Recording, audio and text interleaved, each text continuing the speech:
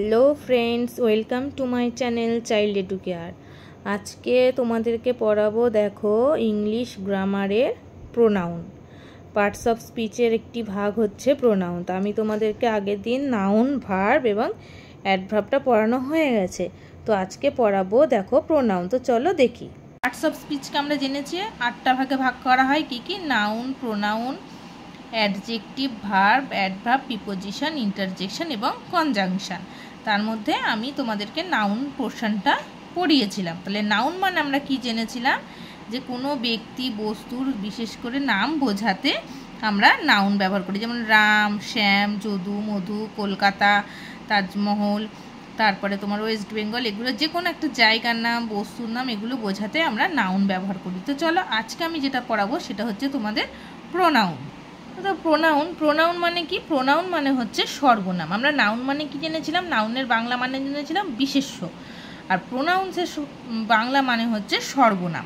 তো দেখো কি বলছে, the word which is used in place of a noun is called a pronoun. মানে কি, যে ওয়ার্ড নাউন বা বিশেষ্যের পরিবর্তে ব্যবহৃত হয় তাকে আমরা বলি কি? প্রোনাউন বা সর্বনাম। কি বলতে চাইছে? যে নাউনের পরিবর্তে যে শব্দটা বা যে ওয়ার্ডটা বসে সেটাকে আমরা বলি কি? সর্বনাম। যেমন ধরো আমি যদি বাংলায় বলি যে রাম হয় ভালো ছেলে, ঠিক আছে, এখানে আমি রাম হচ্ছে আমার বিশেষ্য বা নাউন।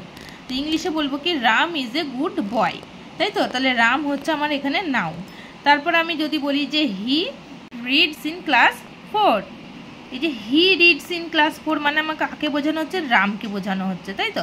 তাহলে এই যে হি অর্থাৎ রামের পরিবর্তে যে হি বসছে সেটাই আমার কি না প্রোনাউন।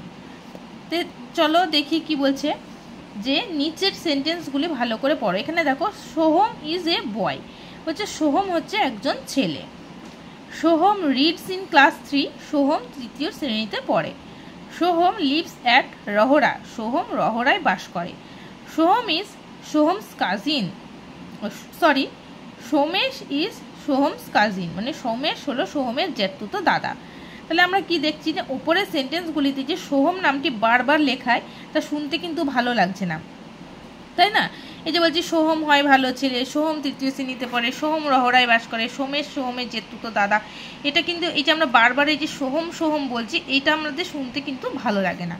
কিন্তু এই যে সোহম নামটির পরিবর্তে আমি যদি হি ও অথবা হিজ এই শব্দ দুটি ব্যবহার করা হয় তাহলে সেন্টেন্সগুলি শুনতে দেখো ভালো লাগে।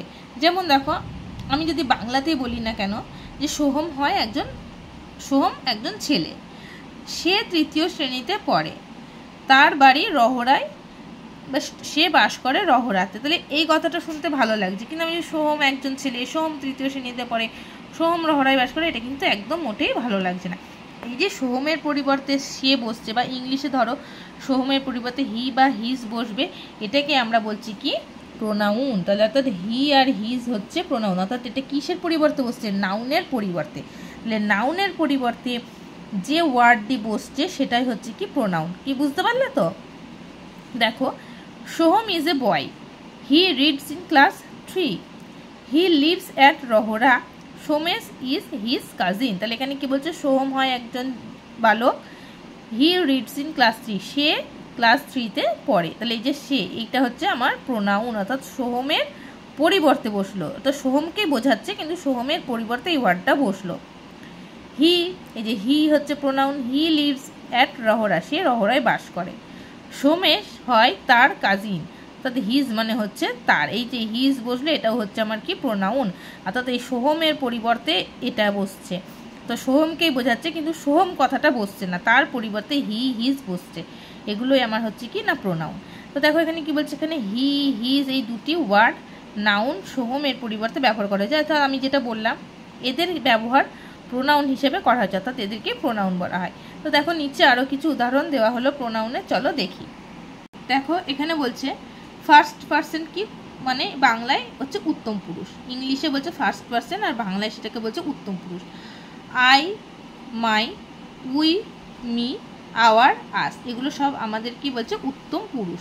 অর্থাৎ সব কিছু দেখো, আই মানে কি? আমি, মাই মানে আমার, সব কিছু নিজের ক্ষেত্রে মানে আমার ক্ষেত্রে বোঝাচ্ছে। উই মানেও আমরা, মানে আমরার মধ্যেও কিন্তু আমি আছি। মি মানে আমাকে, আওয়ার মানে আমাদের, এই আমাদের মধ্যেও আমি আছি। আস মানে আমাদেরকেও মানে আমি আছি, মানে আমি বা আমাদের বা আমরা, এইগুলো বোঝাতে কি ব্যবহার, এগুলোকে আমরা বলি কি উত্তম পুরুষ বা ফার্স্ট পার্সন, ইংলিশে বলা হয় ফার্স্ট পার্সন। এগুলো একটু জেনে রেখো, ঠিক আছে? তো চলো নেক্সট কি বলছে দেখি।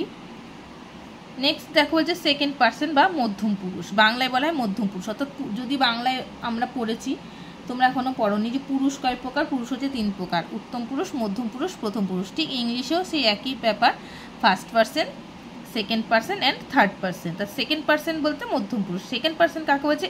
ইউ আর ইউর, অর্থাৎ আমি বাদে যেটা, আমি আমরা বাদ দিয়ে যেটা থাকছে, তাহলে কি থাকছে? আমি আমরা বাদ দিয়ে থাকছে তুমি আর তোমরা, তা সেইটা হচ্ছে সেকেন্ড পার্সন বা মধ্যম পুরুষ। আর নেক্সট হচ্ছে থার্ড পার্সন বা প্রথম পুরুষ। তাহলে প্রথম পুরুষ কাকে বলছে? আমি আর তুমি, অর্থাৎ I, you, your, our, we, my, এগুলো বাদ দিয়ে যেগুলো থাকছে সেখানেও হচ্ছে থার্ড পার্সন। যেমন দেখো হি, শি, হিজ, হার, মানে ও আদার্স লোককে বোঝাতে আমরা থার্ড পার্সন ব্যবহার করছি। Them, there, this, those, its, এগুলো সব হচ্ছে থার্ড পার্সন। এবার দেখো বলছে বর্তমানে বাংলাতে উত্তম পুরুষকে আমি পক্ষ, আমি যেটা বললাম আমির মধ্যে পড়ছে আমি পক্ষ, মধ্যম পুরুষকে তুমি পক্ষ, আর প্রথম পুরুষকে সে পক্ষ বলা হয়। এটুকুনি বুঝতে পারলে নিশ্চয়ই? তাহলে উত্তম পুরুষকে আমি পক্ষ, অর্থাৎ আমি, আমাকে, আমাদের, আমরা, সবের মধ্যে কিন্তু আমি রয়েছি, এটা হচ্ছে উত্তম পুরুষ। আর মধ্যম পুরুষ কি? ইউ, অর্থাৎ ইয়োর, তুমি পক্ষ, আই বাদ দিয়ে তুমি। আর প্রথম পুরুষ হচ্ছে আমি তুমি বাদ দিয়ে বাকি যেগুলো থাকছে সে পক্ষ, সেটা হচ্ছে কি আমাদের প্রথম পুরুষ বা থার্ড পার্সন। এবার দেখো নিচের সেন্টেন্সগুলিতে কিছু প্রোনাউনের ব্যবহার দেওয়া হলো। বলছে দিস ইজ এ পেন, এটা একটি কলম। দ্যাট ইজ এ রেনবো, এটা একটা রামধনু। অর্থাৎ দিস, দ্যাট, এগুলো কি সবই হচ্ছে প্রোনাউন, এটা ওটা বোঝাচ্ছে। আই অ্যাম 8 years old, আমার বয়স 8 বছর। He is my dear friend, সে আমার প্রিয় বন্ধু। যে হি, মাই, এগুলো সব হচ্ছে pronoun. They have done their duties, তারা তাদের কর্তব্য পালন করছে। এখানে দেখো একটাও কিন্তু নাউন নেই, সব কি না নাউনের পরিবর্তে বসেছে এগুলো, তাই এগুলো হচ্ছে কি আমাদের প্রোনাউন। তাহলে বোঝা গেল তো প্রোনাউন কাকে বলছে। এবার দেখো এক্সারসাইজ কি বলেছে, নিচের সেন্টেন্সগুলি থেকে প্রোনাউন খুঁজে বের করো এবং সেগুলি নিচে দাগ দাও। তাহলে বলছে আই অ্যাম এ স্টুডেন্ট, তাহলে এখানে তোমরা বলো যে এখানে প্রোনাউন কোনটা। এখানে কিন্তু একটাও নাউন নেই, মানে নাম বোঝাচ্ছে না, কিন্তু এখানে কারোর কোনো নাম নেই। দে আর প্লেইং ফুটবল, তাহলে এখানে আমার দে হচ্ছে তারা, দে মানে তারা ফুটবল খেলছে, তাহলে আমার দে হচ্ছে প্রোনাউন, আর এখানে আই হচ্ছে pronoun. What do you want, তাহলে এখানে প্রোনাউন কোনটা বলো? বলছে তুমি কি চাও, তাহলে ইউ বলছে, তাহলে ইউ হচ্ছে আমার প্রোনাউন। বুঝতে পারলে তো? নেক্সট দেখো বলছে দ্যাট ইজ এ কোবরা, এটা হয় কোবরা বা কেউটে। তাহলে এখানে আমার প্রোনাউন কোনটা তোমরা করার চেষ্টা করবে। You have prepared your lessons, তুমি তোমার লেসেন বা পাঠ তৈরি করো। We are proud of our country, আমরা আমাদের দেশের জন্য গর্বিত। দিজ আর বিউটিফুল ফ্লাওয়ার্স, এগুলি হলো খুব সুন্দর ফুল। আওয়ার টিচার্স লাভ আস, আমাদের শিক্ষকরা আমাদেরকে ভালোবাসে। They have gone to their houses, it is a fine shot by Virender Sehwag. তাহলে এগুলোর মধ্যে কোনগুলো প্রোনাউন তোমরা বাড়িতে করবে। এবার দেখো কি বলছে, নিচের প্রদত্ত প্রোনাউনগুলি দিয়ে শূন্যস্থানগুলি পূরণ করো। Me, his, me, your, our, it, who, our, he, my, এগুলো সব প্রোনাউন দিয়ে দিয়েছে তোমাকে। এবার শূন্যস্থানে সেন্টেন্স অনুযায়ী কোথায় কোন প্রোনাউনটা বসবে সেগুলো তোমরা চেষ্টা করবে। দেখো কি বলছে, father bot me a dictionary, বাবা আমাকে একটা ডিকশনারি বা অভিধান এনে দিয়েছিলেন। তাহলে বাবা কাকে আনবে? নিশ্চয়ই আমাকে এনে দেবে, তাহলে এখানে মি মানে হচ্ছে আমাকে। দ্যাট ইজ ড্যাশ পেন, তাহলে দ্যাট ইজ কী হবে? দ্যাট ইজ, এটা হলো আমার পেন, তাহলে এখানে হবে মাই পেন। এইভাবে তোমরা এগুলো করবে। দেখো Pakistan is dash neighbouring country, Pakistan হলো আমাদের প্রতিবেশী দেশ। Dash is an excellent sight, একটি সুন্দর দৃশ্য।